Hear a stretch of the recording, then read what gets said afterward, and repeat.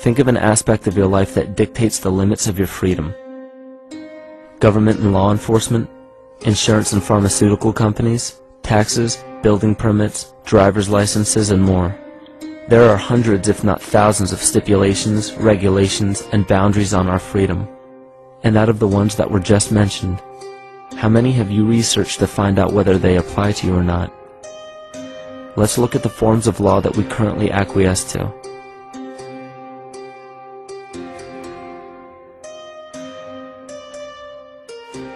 A common misconception among people is that any rule or regulation that governs them falls under one category: law. But there are many other forms of law that people abide by without realizing that they simply do not apply to them. Another misconception is that a nation's constitution gives us our rights. A constitution does nothing more than list the rights that we already have. We are born with inalienable rights, endowed to us by our Creator. They are not given to us, and they cannot be given away. The most a person can do with a right is choose whether to exercise it or not. Maritime admiralty law is what's known as the law of the water. It is superseded by civil law and only applies to those who willingly contract themselves into it. The definition of admiralty law is a body of private international law governing the relationships between private entities which operate vessels on the oceans. Let's look at how and why a form of law that is fashioned to govern corporations, businesses, and vessels has imposed its rule over natural human beings. This is all done through a form of word magic. A simple perversion of language has made it possible to convince people around the world that these alternative laws apply to them. One of the predominant beliefs in modern culture is that licenses, permits, registrations, and other forms of documentation are required to operate motor vehicles, use public roads, build structures and establishments, engage in free enterprise, and much more.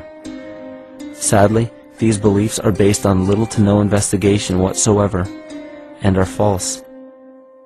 This belief structure is perpetuated by maritime admiralty law. This form of law was originally created to govern ships docking in foreign nations for the import or export of products and resources. It deals with banking and merchant affairs, not civil affairs. When a product is taken off of a ship and brought into a foreign land, that nation takes custody of the resource and accounts for it with a certificate. That certificate marks the birth date of that product in the custody of the respective nation. Think of why it is supposedly required to have a certificate of live birth in the first place. The Barron's Dictionary of Banking Terms defines a certificate as a paper establishing an ownership claim. So right there, we notice that everyone with a birth certificate is defined as being owned. People are used as collateral with other nations because the U.S. is bankrupt. The United States declared bankruptcy on March 9th of 1933. At this point, the U.S. began taking out loans from a private, non-government affiliated corporation called the Federal Reserve. With no money to pay back the loans, the United States began using the citizens as collateral. All birth and marriage certificates are literally warehouse receipts. Just look at the similarities of warehouse receipts and birth certificates. Both document the date of issue, a serial number, registration number or receipt number, a description of the product, and an authorized informant to notify the appropriate government agency. With all of this information being readily available, the majority of people are unaware of their involvement with maritime admiralty law. This is possible through the manipulation of language. This admiralty law changed the meaning of the word person from a natural living person to a corporation. Driver's licenses, vehicle registrations, auto insurance forms, building permits, gun permits, work permits, tax filing documents, birth and death certificates, traffic citations, and many other forms of documentation that were once believed to be absolutely necessary only apply to persons or corporations. Upon signing such a legal document, You are indirectly waiving your rights under the Constitution and lowering your status to that of a corporation that is created with the same exact name as you. The only way to reconcile your true name from the name of the corporation is to take notice that the corporation has its name in all capital letters. This is known as capitis diminutia maxima. You may take notice that your driver's license, birth certificate, social security card, insurance cards, and more use all capital letters to legally represent the corporation with your name, not you. The corporation is known as an artificial person, whereas you, the human being, are known as a natural person.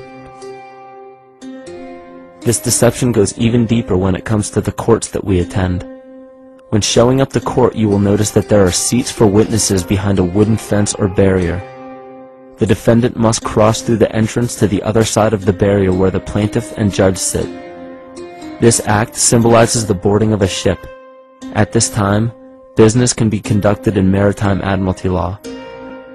The judge, acting as captain or banker, is responsible for settling the balance between the two sides. This is why there is always a monetary value involved in any court case. The captain is simply dealing with banking and merchant disputes. Once the balance is paid, the case is closed.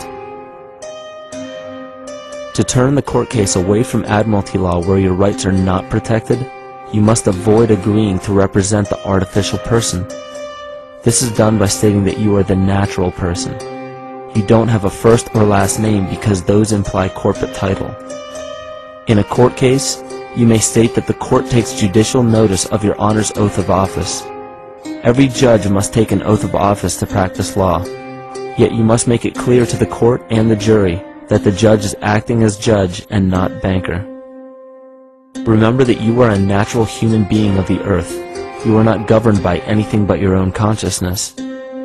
Laws are created within a society. The society that created the laws we see being enforced today is called the Law Society. Yet the most beautiful part of this entire deception is the fact that we are not part of the Law Society, so their laws do not apply to us. Judges, lawyers, and law enforcement officers, they're all part of a society. Within that society, they've created their own language that's deceptively similar to English. They have these little things called statutes, acts, and regulations that seem like laws, but they really only apply to those within their society. So that basically means all the traffic violations, minimum age requirements, and everything except for damage to another person or their property doesn't really apply to the natural person.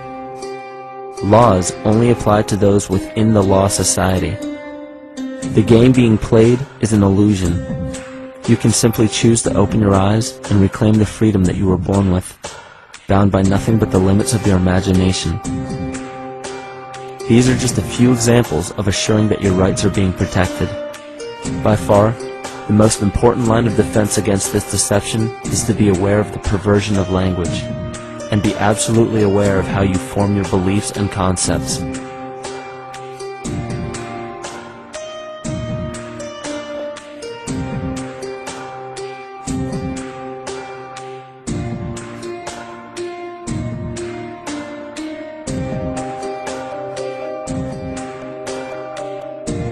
In all forms of the perversion of language, there is a mirror reflection of this in the microcosm of the psyche.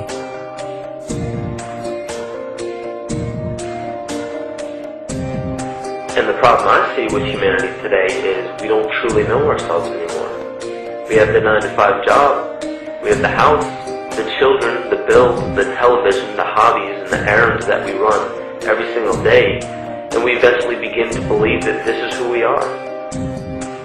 But who are we beneath the job title, beneath the status of mother or father, theist or atheist, Republican or Democrat, black or white, man or woman? Who are we? Who are we deep down inside? We don't know, because every time we hear an answer that we don't want to accept about ourselves, we deny it. We'll pass it off and project it onto somebody else and judge them for it. This is repression. And we see what repression can do to us on an individual level, but what about on a collective level of humanity? What happens when the whole world refuses to see what they truly are on the inside?